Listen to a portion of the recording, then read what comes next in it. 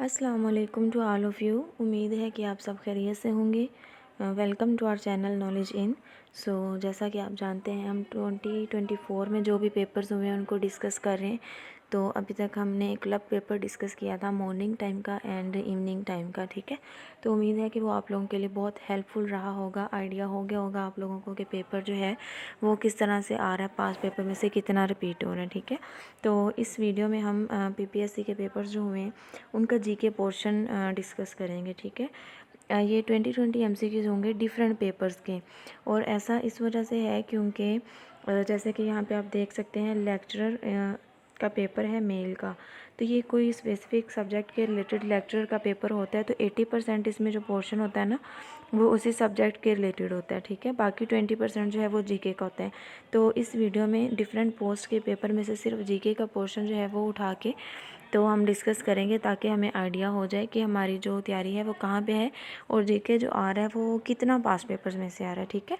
तो वीडियो को आप लोग एंड तक लाजमी देखिएगा, बहुत हेल्पफुल रहेगी। तो फर्स्ट एमसीक्यू है हमारे पास, Nehru report was presented by. तो नेहरू रिपोर्ट जो थी ये किसने प्रेजेंट की थी, तो इसका करेक्ट आंसर है जी ऑप्शन बी, मोतीलाल नेहरू, ठीक है। आपने कंफ्यूज नहीं होना, ये जवाहरलाल नेहरू ने प्रेजेंट नहीं की थी बल्कि मोतीलाल नेहरू ने प्रेजेंट की थी। और प्रेजेंट कब की थी जी, 1928 में, ठीक है, 1928 में प्रेजेंट की थी। और इसी रिपोर्ट के जवाब में कायदे आज़म ने अपने पॉइंट्स दिए थे जिनको हम 14 पॉइंट्स के नाम से जानते हैं, 14 नकात 1929 में दिए थे, ठीक है। इसी रिपोर्ट के रिस्पॉन्स में ये आपने चीज़ याद रखनी है। इसके अलावा यहाँ पे एक और एमसीक्यूज़ मैंने देखा था जो अभी पूछा गया था पेपर में कि जो नेहरू रिपोर्ट थी इसमें कितनी अमेंडमेंट्स जो थी वो कहा गया था कि करें। तो इसमें 3 अमेंडमेंट्स कहा गया था कि होनी चाहिए, जिनको कलकत्ता अमेंडमेंट्स के नाम से भी जाना जाता है, ठीक है। एक तो ये था कि मुसलमान जो हैं उनको सेपरेट इलेक्टोरेट का जो है वो राइट दिया जाए, सेल्फ गवर्निंग बॉडीज़ जो हैं वो बनाई जाएं। इसके अलावा जो इसमें एक और था कि और तीसरी अमेंडमेंट ये कहा गया था नेहरू रिपोर्ट में कि आप करें मुसलमान जो हैं उनके लिए सीट्स जो हैं वो रिज़र्व की जाएँ, ठीक है। यानी उनके लिए सीट्स जो हैं वो भी रिज़र्व होनी चाहिए ताकि उनको भी है मौका मिले जॉब्स का।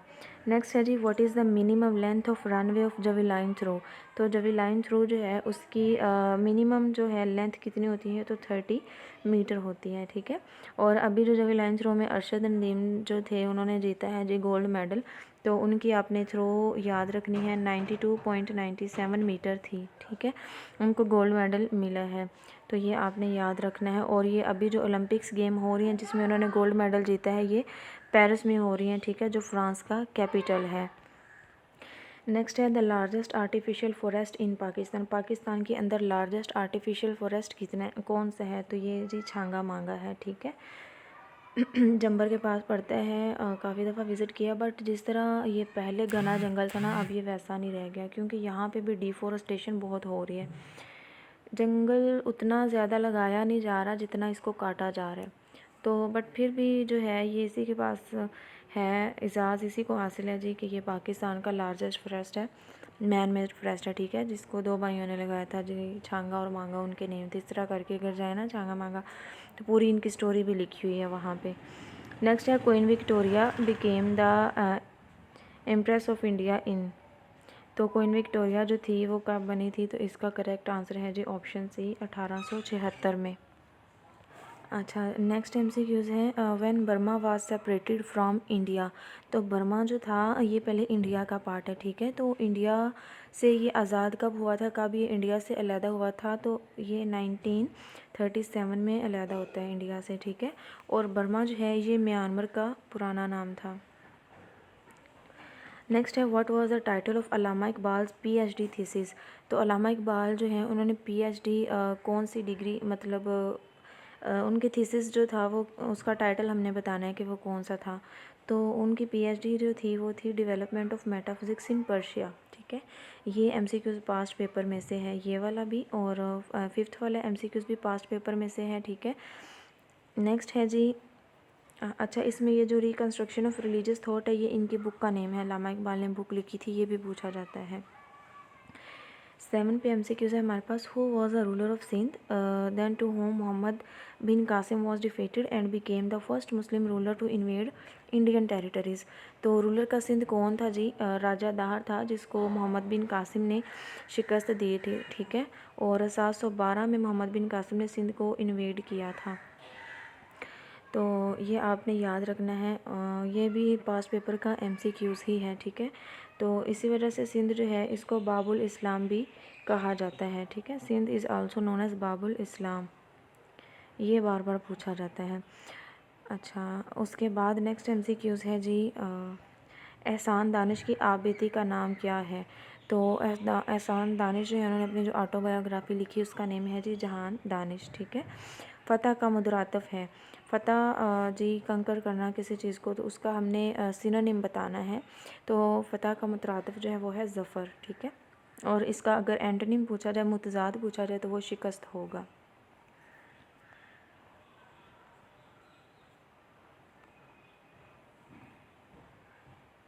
MCQs 10 है हमारे पास। Who was Shaista Ikramullah.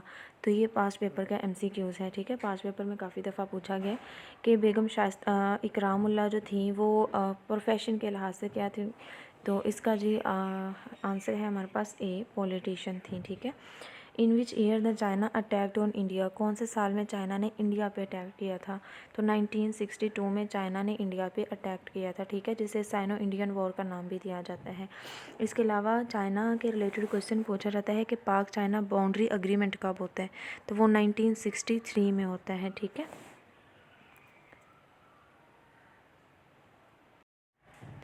Next है जी, who was the first black US secretary of state. तो कोलिन पाउल जो थे ये पहले मतलब ऐसे पर्सन थे जो मतलब अफ्रीकन थे, ब्लैक थे और US के सेक्रेटरी बने थे, ठीक है, सेक्रेटरी ऑफ स्टेट बने थे। इसके अलावा नेक्स्ट MCQ हो जाए, first female ambassador of Saudi Arabia to US। यानी सऊदी अरेबिया की ऐसी कौन सी खातून है जो US की तरफ एम्बेसडर बन के गई थी, पहली थी वो, ठीक है। तो इसका आंसर है जी हमारे पास ऑप्शन सी, प्रिंसेस रीमा बिनते बंदर, ठीक है। ये भी पास पेपर में से MCQs लिया गया। प्रिंसेस रीमा बिनते बंदर जो थी ये USA की तरफ सऊदी अरेबिया की एम्बेसडर बन के गई थी। नेक्स्ट है the angle between the minute and hour hands of a clock at 8:30 is. तो इसका करेक्ट आंसर है जी option B, 75। Which of the following is not an essential element of the state. तो एलिमेंट स्टेट जो है basically उसके 4 elements होते हैं। ये पास पेपर में पूछा गया था कि एक स्टेट जो है उसके कितने एलिमेंट्स होते हैं, तो 4 एलिमेंट होते हैं। तो यहाँ पे वो पूछ रहे हैं कि कौन सा असेंशियल नहीं है, तो पॉलिटिकल पार्टी जो है ये असेंशियल नहीं है, ठीक है। एक स्टेट जो है वहाँ पे सोवरेनिटी होती है, सोवरेन स्टेट होती है, ठीक है। पॉपुलेशन होती है वहाँ पे, डिफाइंड टेरिटरी होती है, ठीक है। तो पॉलिटिकल पार्टी जो है ये आप कह सकते हैं कि एसेंशियल नहीं है। तो फिर 3 तो ये हो गया, तो 4th वाला नोट कीजिएगा वो कौन सा है। तो 4 जो स्टेट का एलिमेंट होता है वो पॉलिटिकल पार्टी नहीं है बल्कि गवर्नमेंट है, ठीक है। यानी सोवरेनिटी होगी स्टेट में, पॉपुलेशन होगी, डिफाइंड टेरिटरी होगी और गवर्नमेंट होगी। पॉलिटिकल पार्टी जो है ये कोई एसेंशियल एलिमेंट नहीं है। नेक्स्ट है 1 nautical mile is equal to how many kilometres. तो 1 नॉटिकल माइल जो है ये कितने किलोमीटर के इक्वल होता है? तो करेक्ट आंसर है जी ऑप्शन सी, 1.853 किलोमीटर, ठीक है। तो ये भी पास पेपर में से है और ये भी पास पेपर में से है। नेक्स्ट है जी, which one is the result of the output given by computer. यानी कंप्यूटर के आउटपुट के रिज़ल्ट में हमें क्या मिलता है? तो करेक्ट आंसर है जी इंफॉर्मेशन, ठीक है। कंप्यूटर जो है वो हमें in the form of output information provide करते हैं। Molten rock beneath the earth crust is called. यानी ये जनरल साइंस की वीडियो में मैंने बताया था लावा और मैग्मा में डिफरेंस, ठीक है।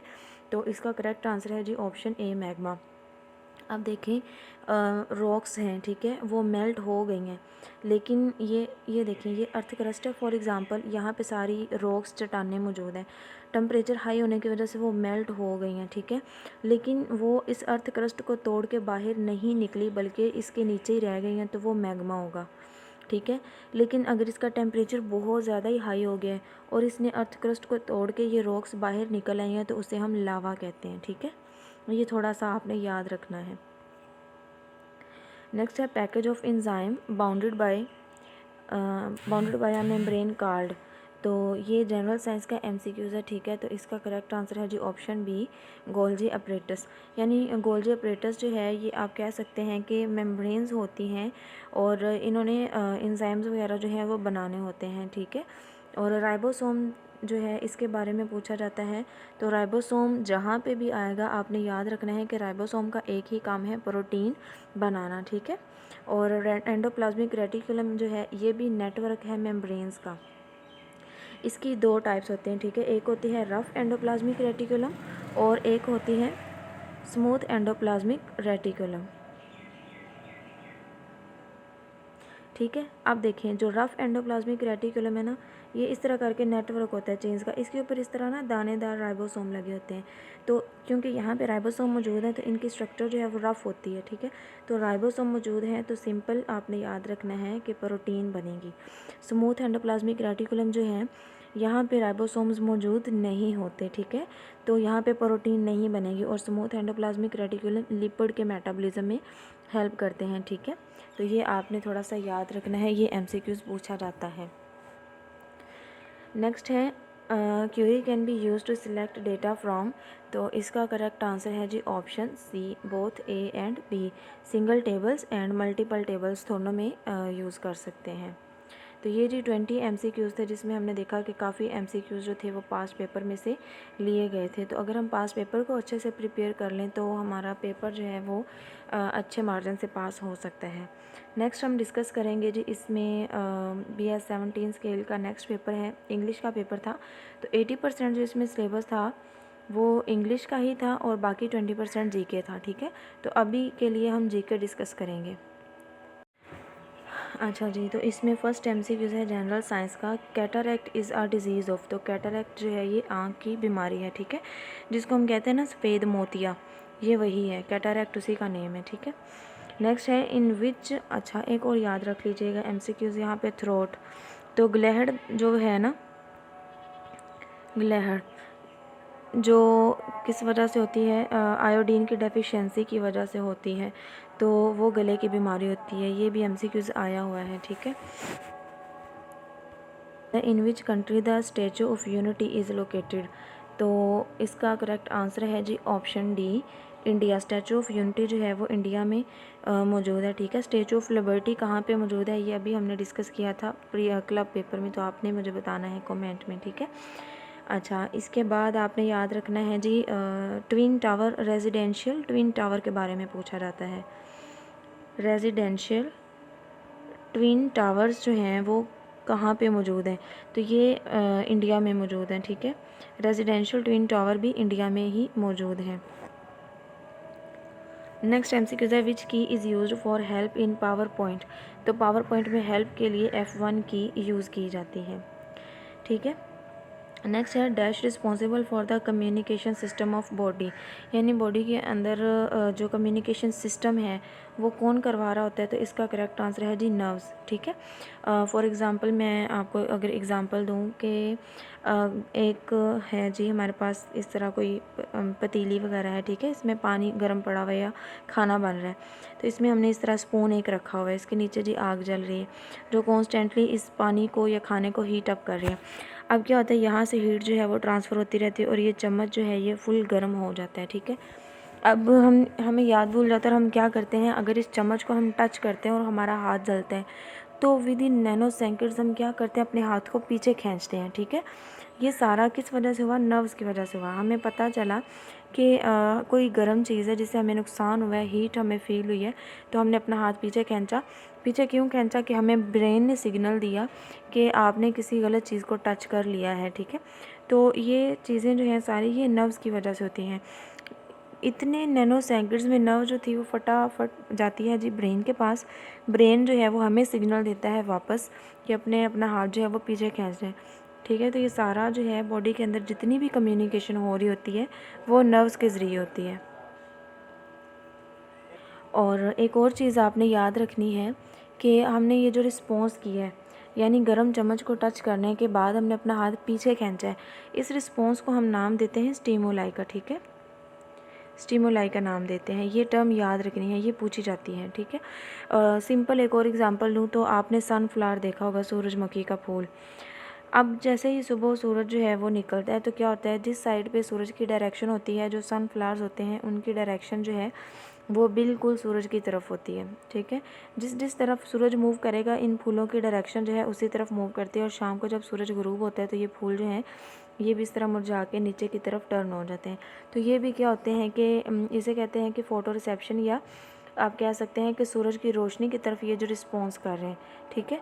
तो ये भी आपने याद रखना है, इस चीज़ को हम कहते हैं स्टिमुलाई, रिस्पॉन्स करना। नेक्स्ट MCQ है जी हमारे पास, which is the largest gland in human body. तो ह्यूमन बॉडी के अंदर जो लार्जेस्ट ग्लैंड है वो है जी हमारे पास लीवर, ठीक है। यानी जो जिगर है ये लार्जेस्ट ग्लैंड है ह्यूमन बॉडी के अंदर। और यहाँ पे जो पेंक्रियाज है ये आपने याद रखना है कि आप इसको कह सकते हैं डुअल ग्लैंड या डबल ग्लैंड। यानी ये एक्सोक्राइन ग्लैंड के तौर पे भी काम करता है और एंडोक्राइन ग्लैंड के तौर पे भी काम करता है। और हमारी बॉडी के अंदर जो ग्लूकोज है और इंसुलिन प्रोडक्शन है वो भी पेंक्रियाज ने ही करवानी होती है, ठीक है। यानी ग्लूकोज जो है उसको मेंटेन करना, एक्स्ट्रा ग्लूकोज को बॉडी के अंदर स्टोर करना और इंसुलिन को रिलीज़ करना, ये सारा पेंक्रियाज का काम है। और ये जो 3-4 MCQ अभी मैंने बोले ये पास पेपर में पूछे गए हैं, ठीक है। इसके अलावा आपने याद रखना है जी एक और MCQs यहाँ पे मोस्ट इम्पोर्टेंट है, कंफ्यूज नहीं होना। अगर पूछा जाए MCQs के largest gland in the human body, human body के अंदर यानी विद इन ह्यूमन बॉडी अगर पूछा गया कि लार्जेस्ट ग्लैंड कौन सा है तो वो लीवर होगा, ठीक है। अगर आउटसाइड द बॉडी पूछा गया कि लार्जेस्ट ग्लैंड कौन सा है तो वो स्किन होगा। स्किन जो है हमारी वो हमारी बॉडी के बाहर यानी outside the body largest gland है। ये दोनों MCQs पूछे जाते हैं और स्टूडेंट्स जो हैं वो कंफ्यूज हो जाते हैं कि हमने तो लीवर भी पढ़ा था, स्किन भी पढ़ा था और ऑप्शन में दोनों पूछे गए तो पता नहीं कौन सा करेक्ट आंसर। तो आपने स्टेटमेंट को ध्यान से पढ़ना है, ठीक है। अच्छा नेक्स्ट है जी, हसन हुंडी is the dash of Pakistan. तो ये पाकिस्तान के जी प्राइम मिनिस्टर थे, ठीक है। ये भी पास्ट पेपर में से MCQs है। नेक्स्ट है uneasy lies the head that. तो correct answer is option A, wears a crown. Next है when Pakistan won the world hockey cup for the last time. Pakistan ने लास्ट टाइम हॉकी कप कब जीता, तो 1994 में पाकिस्तान ने हॉकी कप जीता था। अच्छा तो इसमें एक MCQ जो आपने और याद रखना है, यहाँ पे ये पूछा गया है कि पाकिस्तान ने लास्ट टाइम हॉकी कप कब जीता, तो 1994 में लास्ट टाइम जीता था, ठीक है। पहला, पाकिस्तान अभी तक टोटल 4 हॉकी वर्ल्ड कप जीत चुका है, ठीक है। और पहला जो हॉकी वर्ल्ड कप था वो पाकिस्तान ने जीता था 1971 में, एंड दूसरा 1978 में, थर्ड वाला 1982 में एंड लास्ट वाला जो था 1994 में जीता। अब ये चारों ही पाकिस्तान जीता है तो आपने कन्फ्यूज़ नहीं होना कि करेक्ट कौन सा है। तो आपने, उन्होंने क्योंकि लास्ट पूछा है ऑप्शन में तो हम लास्ट वाला ही लगाएंगे, 1994 में जीता है। नेक्स्ट है international court of justice deals with the cases between. तो इंटरनेशनल कोर्ट ऑफ जस्टिस जो है ये कौन से केसेस को डील करता है, तो ये कंट्रीज़ के जो केसेस हैं उनको डील करता है। एंड ICJ जो है इसका हेड क्वार्टर पूछा जाता है तो ये द हेग नीदरलैंड में मौजूद है, ठीक है। और ICJ की जो कंप्लीट इन्फॉर्मेशन है वो पास्ट पेपर्स में मैंने डिस्कस की थी, आप वहाँ पे जाके नोट कर सकते हैं। नेक्स्ट है find the compound interest on 50,000 with the rate of 12% compounded quarterly for the period of 6 month. तो मैथ्स अभी मैं सॉल्व नहीं करवा रही, तो इसका आंसर आप लगा लें, आप खुद से सॉल्व कर सकते हैं। ऑप्शन सी जो है इसका करेक्ट आंसर है। नेक्स्ट है विच of the following is an input device. तो इनमें से इनपुट डिवाइस जो है वो कौन सी है, तो इसका करेक्ट आंसर है जी option D, all of this. Mouse जो है ये भी इनपुट डिवाइस है, स्कैनर भी इनपुट डिवाइस है और कीबोर्ड जो है ये भी इनपुट डिवाइस ही है, ठीक है। नेक्स्ट है Pakistan purchase Gwadar port from which country. तो पाकिस्तान ने गवादर ओमान से ख़रीदी थी 1958 में, ठीक है। और ये ओमान के कंट्रोल में 174 ईयर्स तक रही, ये याद रखना है। और तब जो थे फ़िरोज़ खान नून PM थे, ठीक है। ये 3 से 4 क्वेश्चन बार बार पूछे जाते हैं और ये वाला क्वेश्चन प्रीवियस पेपर में आप जो पेपर उठा के देख लें हर पेपर में पूछा गया है। नेक्स्ट है Robert cleave defeated home in the 1757 war. तो रॉबर्ट क्लीव ने किसको जी डिफीट किया था? तो इसका करेक्ट आंसर है जी ऑप्शन ए, सिराजुद्दौला। ये जंग प्लासी की बात हो रही है, ठीक है। तो ये भी पास पेपर का MCQs है। नेक्स्ट है the value of 60 logarithm 10,000 over 3 log 10,100 is equal to, तो इसकी वैल्यू जो है जी वो होगी 3। नेक्स्ट है हाइपरलिंक कैन बी। हाइपरलिंक जो है वो क्या क्या हो सकता है? यानी टेक्स्ट हो सकता है, ड्राइंग ऑब्जेक्ट हो सकता है,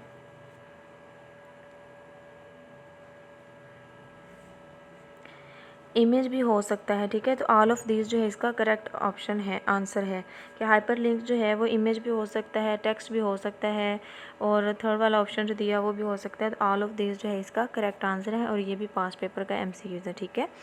who is the current secretary general of the organisation of Islamic cooperation. तो OIC के अभी जो करंट सेक्रेटरी जनरल हैं वो कौन है? तो हुसैन इब्राहिम ताहा जो है अभी इसके करंट सेक्रेटरी जनरल हैं OIC के, ठीक है। और टंकू अब्दुल रहमान जो हैं इन्होंने आइडिया दिया था इसको बनाने का। ये भी पूछा जाता है कि पहले सेक्रेटरी जनरल या पहले फाउंडर कौन थे? तो वो टंकू अब्दुल रहमान थे। नेक्स्ट है 1 बाइट इक्वल टू, ये पास पेपर में से है, ये भी पास पेपर में से है। शोर के लिए मैं आपसे माजरत खाऊँ तो थोड़ा सा इग्नोर कर दिया करें, शोर हो रहा होता है पीछे काफ़ी।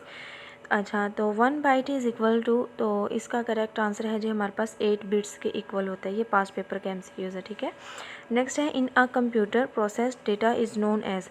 कंप्यूटर के अंदर जो प्रोसेस डेटा होता है वो इंफॉर्मेशन होता है, ठीक है। नेक्स्ट है 1 गीगाबाइट इज़ इक्वल टू, ये भी पास पेपर में से है। 1 गीगाबाइट जो है वो किसके इक्वल होता है? तो correct answer is option D, 24 megabytes के इक्वल होता है, ठीक है। नेक्स्ट है ज़ाहिरदार बेग का किरदार किस अफसाने में मिलता है? तो ज़ाहिरदार बेग का किरदार जो है ये हमें अफसाना तौबातुन्नसूह जो है इसमें मिलता है, ठीक है। और आग का दरिया कुर्रतुल-ऐन हैदर का है जी, और ये नावल है, ठीक है। और जांगलूज़ जो है ये शौकत सिद्दीकी का है। नेक्स्ट है द सिनोनिम ऑफ एक्सक्यूट। तो इसका सिनोनिम जो है वो है जी ऑप्शन ए, ओज। नेक्स्ट है काबुल में क्या गधे नहीं होते, इस ज़रबुल मिसल से क्या मुराद है? तो इसका जी है आम बात को हैरानकुन ज़ाहिर करना, सॉरी, इसका करेक्ट आंसर है जी ऑप्शन बी, बेवकूफ़ हर जगह होते हैं। तो इसमें भी आपने देखा कि काफ़ी सारे आंसर MCQs जो हैं वो पास पेपर्स में से आए हुए हैं, ठीक है। तो जितना हो सकता है पास पेपर को आप जो है अच्छे से करें, अपने कॉन्सेप्ट्स क्लियर करें, उनको रिवाइज़ करें, और साथ करंट अफेयर और अगर इंग्लिश पे आप डेली काम करते हैं तो आप बहुत आसानी से पेपर जो है वो अच्छे मार्जिन से निकाल सकते हैं। तो नेक्स्ट पेपर है जी, इसमें हम डिस्कस करेंगे प्लानिंग ऑफिसर या असिस्टेंट डायरेक्टर का जो पेपर हुआ था उसमें जो 20 MCQs आए थे GK के, उनको डिस्कस करेंगे, ठीक है। बाकी 80% सिलेबस जो था वो प्लानिंग ऑफिसर के रिलेटेड था। तो फर्स्ट MCQs है इसमें जी, Mother Teresa belong to which country. तो मदर टेरेसा जो थी वो कौन से कंट्री से बिलोंग करती थी? तो इसका करेक्ट आंसर है जी ऑप्शन बी, अल्बानिया। टेरेसा के बारे में जो याद रखना है वो ये है कि इनको नोबल पीस प्राइज़ भी दिया गया, ठीक है। ये नोबल पीस प्राइज़ विनर भी हैं। कब दिया गया था इनको नोबल पीस प्राइज़? तो 1979 में इनको नोबल पीस प्राइज़ दिया गया था, ये याद रखिएगा। इनकी डेथ जो थी वो कोलकाता, इंडिया में हुई, ठीक है। और ये किस वजह से फेमस है? इन्होंने मतलब मिशनरीज़ के लिए चैरिटी प्रोग्राम जो था वो इस्टेब्लिश किया था, ताकि जो है जितना ज़्यादा अमन जो है ये कायम कर सकती हैं उतना करें। इसके अलावा इन्होंने पॉवर्टी को एंड करने के लिए, बीमार लोगों की मदद करने के लिए चैरिटी प्रोग्राम जो थे वो स्टार्ट किए हुए थे, ठीक है। तो ये इनके बारे में 1-2 चीज़ें आपने याद रखनी है लाजमी। नेक्स्ट है how many 5-year plans of Pakistan announce till 2000। तो 5 साला मंसूबे जो थे 2000 तक कितने अनाउंस किए गए थे? तो इसका करेक्ट आंसर है जी option C, 8। How many relations may exist between tables in databases. तो इसका करेक्ट आंसर है जी ऑप्शन सी, 3 रिलेशंस होते हैं, ठीक है। Which country won the FIFA World Cup in 2010। 2010 में फीफा वर्ल्ड कप स्पेन ने जीता था, ठीक है। नेक्स्ट है find the area of a circle whose circumference is 31.4 centimetres. तो इसका करेक्ट आंसर है जी ऑप्शन बी। ठीक है, इसको आप ज्योमेट्री के फॉर्मूलाज वगैरह लगा के कैलकुलेट कर सकते हैं। नेक्स्ट है पिकोसेकंड इज़ इक्वल टू, तो ये वैल्यू है, ये याद रखनी पड़ेगी। पिकोसेकंड जो है वो 10⁻⁻12 के इक्वल होता है। ठीक है, द एंटोनिम ऑफ माइल्ड, तो माइल्ड का एंटोनिम जो है वो होता है जी ऑप्शन सी सीवियर। यानी माइल्ड जो है इसका मतलब होता है मामूली सा। ठीक है, और सीवियर का मतलब होता है बहुत ज़्यादा ख़तरनाक कंडीशन वाला, सीरियस कंडीशन वाला। नेक्स्ट है the most important cash crop of Pakistan after wheat, यानी गंदम के बाद जो पाकिस्तान की इम्पोर्टेंट कैश क्रॉप है वो कौन सी है, तो इसका करेक्ट आंसर है जी राइस। कॉटन जो है ये भी पाकिस्तान की कैश क्रॉप में आती है। Choose the correct sentence you have better to give in, तो इसका हमने करेक्ट सेंटेंस बनाना है, तो इसका करेक्ट आंसर है जी option A, you had better give in. ठीक है, बाकी सेंटेंस में इशू क्या है, नेक्स्ट वाला जो है यू के साथ हैड बेटर नहीं आएगा। ठीक है, इसके बाद जो थर्ड वाला है ये थोड़ा पैसिव फॉर्म में चला जाता है। इसके बाद जो डी वाला है इसमें टू इन एंड पे आ गया, तो ये करेक्ट फॉर्म जो है स्ट्रक्चर नहीं है सेंटेंस की। नेक्स्ट है कनूती शायर किसको कहा जाता है, तो इसका आंसर है जी ऑप्शन सी, मीर को कहा जाता है कनूती शायर। नेक्स्ट है default name of a newly created MS word file, यानी MS वर्ड की हमने एक न्यू फाइल क्रिएट की है, तो उसका डिफ़ॉल्ट नेम क्या होगा, तो इसका करेक्ट आंसर है जी option A, document1। Which of the following country is not member of G7 group, G7 group जो है इसका मेंबर कंट्री कौन सा नहीं है, तो ऑप्शन ए इंडिया। तो G7 कंट्रीज़ जो हैं इनके नेम को याद रखने के लिए आपको यहाँ पे मैं एक ट्रिक लिखवाती हूँ, आप नोट कीजिएगा। ठीक है, G7 कंट्रीज़ के मेंबर को आपने याद रखना है जी, जूस विद GF। ठीक है, जूस विद GF, ये ट्रिक है G7 मेंबर को याद रखने की। जे से क्या बनेगा जी हमारे पास जापान,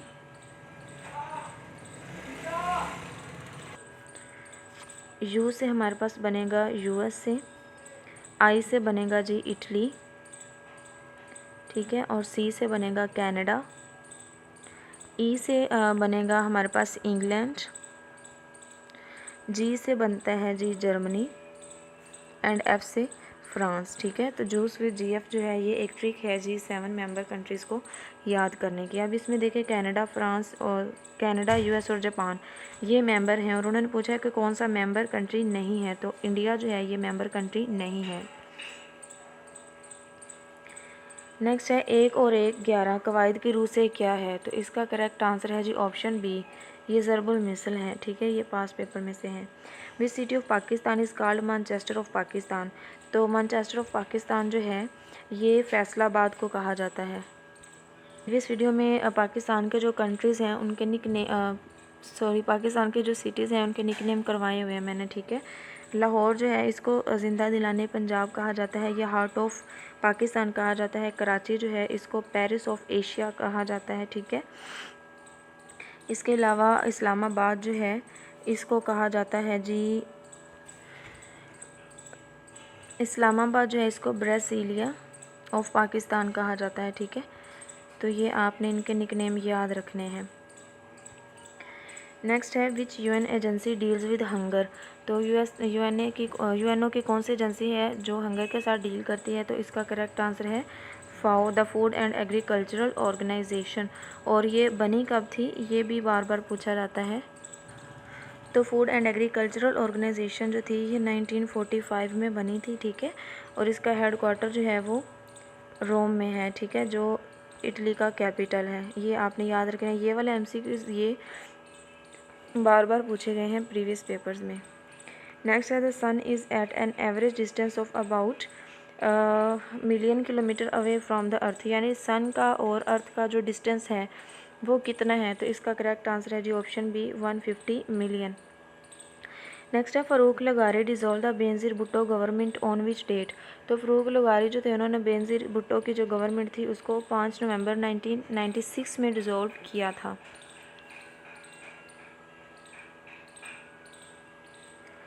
नेक्स्ट MCQs है जी, olive branch is a sign of. तो ऑलिव जो है ये पीस का साइन है, ठीक है। The letters of the sap taken all at a time can be written in. तो इसका करेक्ट आंसर है जी option B, 6 ways. A die is roll twice, find the probability that 5 will come up both the times. यानी वो कह रहे हैं अगर एक आप डाई को रोल कर रहे हैं तो कितने चांसेस हैं कि 5 जो है वो हर दफ़ा आए। तो इसका करेक्ट आंसर है जी ऑप्शन ए, 1/36। तो यहाँ पे भी देखें काफ़ी MCQs हमें मिले हैं जो कि बार बार रिपीट हुए हैं।